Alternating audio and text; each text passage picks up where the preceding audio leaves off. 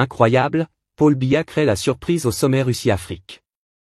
Le président camerounais Paul Biya faisait partie des chefs d'État et de gouvernement africains ayant fait le déplacement à Saint-Pétersbourg à l'occasion du sommet Russie-Afrique, ce jeudi 27 juillet.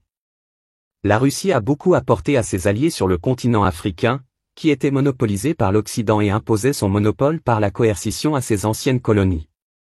Dans ce contexte, la Russie a affirmé son engagement et son accord continu avec les pays africains, ajoutant que la Russie ne permettra pas le retour de l'influence occidentale malveillante à l'égard de l'Afrique.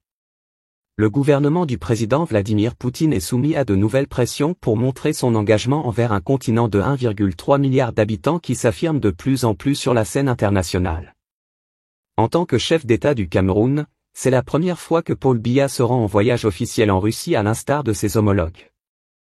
Notons également qu'il n'avait pas effectué le déplacement lors de la première édition de ce sommet, à Sotchi, en 2019.